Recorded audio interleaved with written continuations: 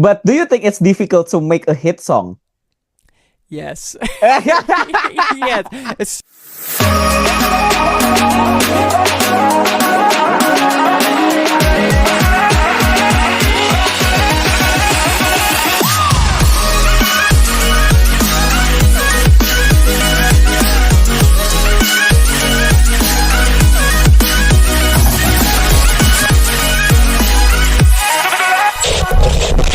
Hello, City Bestie. Welcome back to CreativeDisc exclusive interview with me, Lutfi. And right now, we have a special guest today.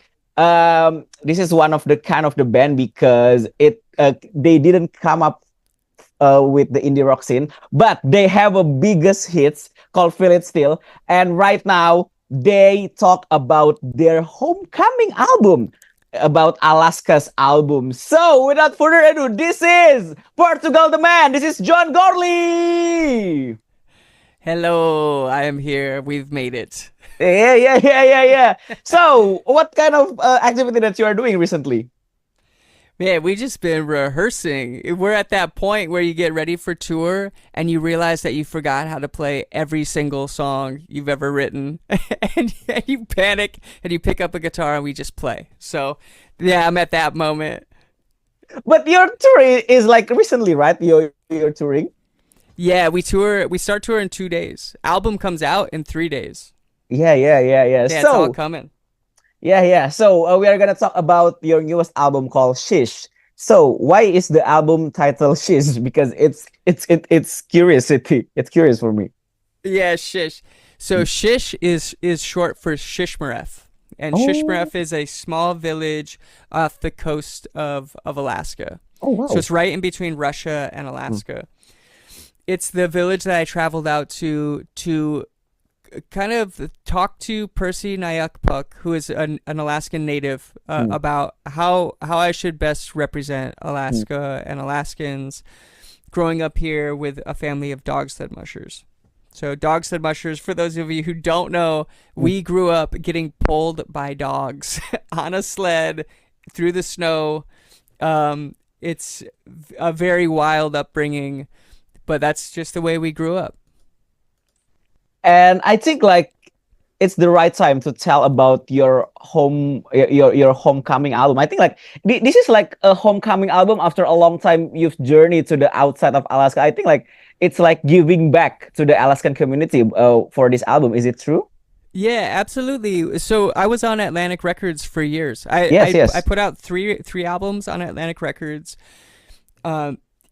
major label, and my time there, it was so great and so special, and I got to learn from so many really just amazing writers, Benny Blanco, Jeff Basker. There's just so many. Danger Mouse. I got to play with some of the best producers and writers in the world, and I got this really great education in music. So when I completed my contract with them, yes, I had two different directions I could go. You can go, all right, here we go. I'm gonna write my pop album now, and we're gonna take this, and that's just this is how you write songs. And I just had this feeling of, no, this is pre-Atlantic. I'm off Atlantic now. Like, why did I start making music? What made me want to make music? It was Alaska. It was Alaska and Alaskan villages, and growing up very rural and isolated. I grew up very isolated. I didn't grow up in cities. I didn't even grow up in towns. We grew up alone. We were off the grid. We had a generator. We had no power. Wow. Yeah, we didn't have phones. Yeah. So that's my upbringing. Yeah, because I think like it mirror for this album because it's very different from your major debut, major label album. Because I think like this album sounds so raw and I think like this is return to your music style in the 2000s. I think in your pre-Atlantic era. I think. Yeah, I don't. You know how that happened? We started playing with Kane. So Kane Rashat is who produced the album with me. Yeah. Somebody suggested that I go play with Kane. And they knew that we knew each other. I don't know if they knew how deep we knew each other. Kane, who produced the album, we played together when he was 18. And we were all kids. Like, we were all just like kids, but he's like my little brother. So he toured with me. he's little bro. You know, like, hey, I gotta slap his hands when he's trying to grab things backstage. Gotta say, hey, don't touch that. That'll get you in trouble. Like, keep him out of trouble. So he came in as like a peer. So now little brother is now like brother. And he came in as my partner on this. And I think because we had played together before Atlantic Records, that's just what started coming out. It was all this, like, the way we play together is so, it's so like youthful and so like it's really that period. So a lot of those riffs came out. It felt very easy and honest to play in that way together. And about the lyric of this album, I think like most of the lyrics and the theme of the album is about survival and staying alive, I think. Is it like, why did you choose this theme? Because I think like this is different for the music itself, for the music project itself. I think like it's maybe like it's the first time that you talk about this a lot in the album, I think. Yeah, I'm sorry. Yeah, sorry. It's okay.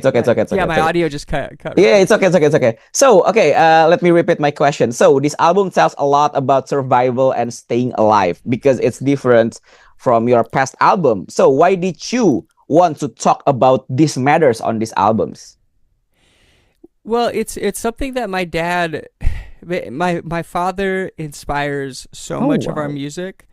He asks these really profound questions, and he makes these really like, yeah, I'm sure a lot of you have fathers or people around you who make these statements that are full of wisdom. Yes. That aren't meant to even have wisdom in them. They just say it.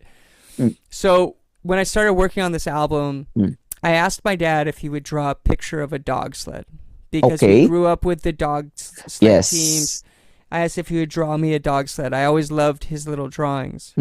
And it just sparked this story. He just started saying, well, Johnny, I would love to draw the picture of the sled because when I lay in bed every night, I think about the things I would put in that sled. That's how he falls asleep. So some people fall asleep counting. My dad falls asleep thinking about when he's ready to go into the woods, when he's ready to leave, as he puts it, he says, when I'm ready to leave, I'm going to put these things in my toboggan, 6-foot sled, and I'm going to take it out to the woods with me. And I thought it was really profound. It made me write about those things. Like, okay, I know what my dad would put in a sled. I wonder what I would put in a sled if I were going out into the woods. So this album is full of these like weird little bits of like, here's a list of berries that grow in Alaska. Like, that's a lyric in the album. That just came out. It's just how it came out. But you would put that in the sled. You know, it's things you would put in a sled. Yeah, yes. Well, this is very interesting take because I think like this is like I learned a lot about the life in Alaska, the survival on based on the lyrics itself, I think. I think you would actually, yeah. Yeah, there's definitely things. If you go through, you'll see the list of things I would put in a toboggan to survive in Alaska. Wow, that's like a 101 to survive in Alaska. This is very interesting concept. Exactly. Okay. If you don't mind, I will ask about your Feel It Still song because it's exploded everywhere. Is it good? Is it good? Yeah, it's good. It's great. Like I love it. Yes. Okay, so Feel It Still exploded everywhere and you won a Grammy for it. So how does it feel to suddenly have a song that's a hit everywhere at some moment? Well, I'll tell you the funniest thing about having a song that big, 10 albums in. Like we had so many songs. So we went from 100 songs to 1. Like overnight. It was like the second that song hit, we no longer had 100 songs. We had 1 song. Yeah. But that song was so big and so incredible. And honesty, I talk about that a lot. And when I think about songwriting, I think about honesty. And I couldn't be more lucky to have it happen with a more honest song.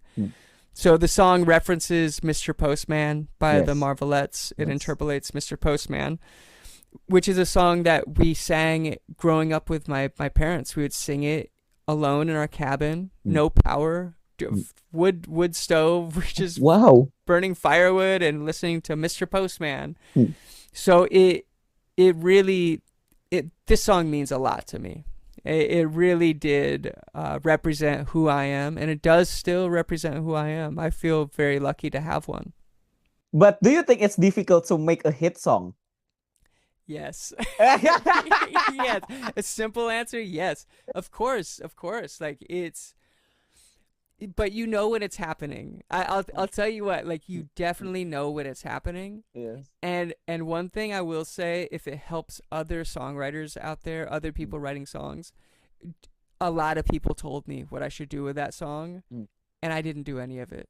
I didn't listen to any of them.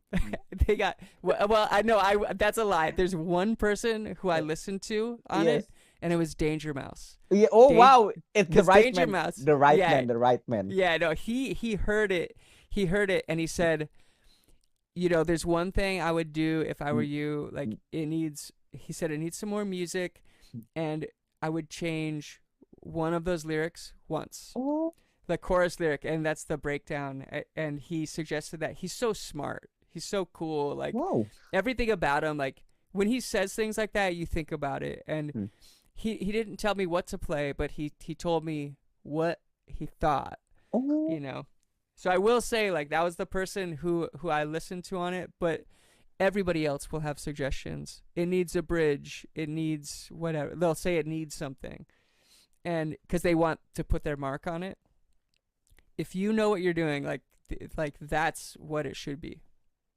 I think like it's true because I think like it's very very different from what's the hit at that time. It's like in 2017, 2018ish.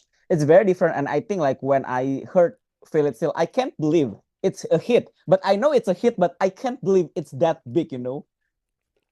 It was pretty funny. You know, it's been done a 1,000 times since. So like you can.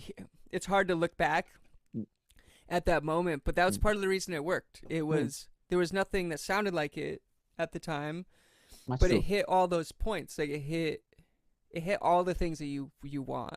It felt really good. So yeah, I love that song. Of course, like if another one like presented itself, like you do that, but I don't think that's it's never been the reason I write music. You know, I don't really write songs like that. Yes. But hell yeah, that's cool. That's very cool. It worked. Okay, so this is very interesting one. You recently covered the song Golden by K-pop Demon Hunters. It's very interesting one. Yeah. So why did you choose that song and why that song special for you? Oh my God. So, as everybody knows, it's the biggest thing in the world, right? Like, It is. It's the biggest thing in the world. So, okay, so one thing about like K-pop in general, 2017, we were playing the AMAs. We have Feel It Still. Yes. Big song. Yeah. We ended up sitting next to BTS. Oh, really? At the awards. And it was so funny because nobody there, like the artist, it hadn't hit in the US in the same way yet.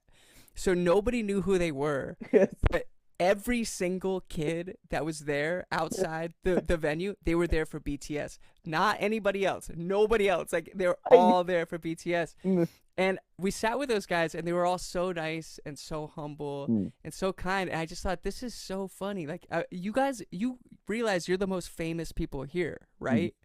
Like just talking to them about that. Like they were very sweet. And I found it all very interesting. Musically, like K-pop, I just think in general, like there's just like some of the best production happening, some of the best melodies, some of the best songwriting. It's clearly there's a lot of things happening there. That song, I gotta say, my daughter like absolutely like went in on that. I listen to it every single morning. Oh, wow. So I hear that song every single day, and I thought I really want to do Golden. Because Francis like loves listening to this song, and what a hard song to sing. For real. Why is it so hard to sing? Yeah, I gotta say that was like the one thing that made me hesitate in trying to recreate that song. So I really thought like I should sit down and recreate it, not try to really belt out some of those notes. It's very hard. The high note It is was very really hard. hard. Yes, yes, true. Much Thank you true. for noticing. Yeah, yeah, because it shocks me. So, this is my last question for this session. So if you could produce a song for a K-pop group, what kind of song would you want to produce, and which group would be suitable to perform it? Man, I don't know. Like it's so far. Like I gotta say, I'm just like always like in awe of the production. I Yes. love doing things that are stripped down. Mm, Like I love. Yeah, I don't even know who I'd even have they tackle something, but I would love to write mm, for a female vocalist. yes. A female vocalist, like something very stripped down, acoustic guitar, finger picking, like really beautiful string arrangements. I love that stuff, and then go into something totally glitched out and heavy and big bass and something that's really different from itself. Maybe even some metal guitars, you know. Like take it up a notch. So Portugal the man, I think. Yeah, Yeah, it's very so Portugal you. man, of It's course. so Portugal the man. It's basically like Portugal the man track, I think. Not Yeah, yeah. not that person track, I think. But I gotta say, like the songwriting is just it's really really next level, and the production is like so next level. Like the only way like I could even see like tackling something like that is like bring some of that Beatles melody to it or something. Oh That's just yes, very yes, yes. classic, like very Yes. classic '60s type things. Things that we're known for, obviously. All right. So, it's very, very sad that I must end this session uh for this interview, because it's very, very warm and it's very, very nice to talk with you. Really, for real. Yeah, Luffy, like I love it. This is I love great. it too, John. I love it. It's great. And finally, I talk with the man behind Feel It Still, the song that I play almost every day in 2018 and 17 between that year. Yes, sir. We really Yeah. brought it. That Yeah, one song. yeah. We had 100 songs, then we got one. Very, very unique moment at your life. I think it is very, very nice. I know Portugal the man quite a lot, but you've got the big hit. It's very strange. It's really Yeah, strange no, to no, me I until now. feel you though. I feel you. My daughter. What do Um, you think her favorite Portugal Man song is? It's "Feel It Still." uh, Like that's what it is. Yeah, me too. All right, so don't forget to check She's, the newest album from Portugal the Man. It's coming up in 7 November 2025. So it's very, very unique album, I think, because it tells about the Alaskan. So if you want to learn about how Alaskan people survive, you can check this album. And don't forget to follow the Portugal the Man on many platforms. And don't forget to follow the social media. And don't forget to subscribe creativedisc.com. This is Lutfi and this is John. We are signing off. Thank you so much. Yeah, thank you. Bye.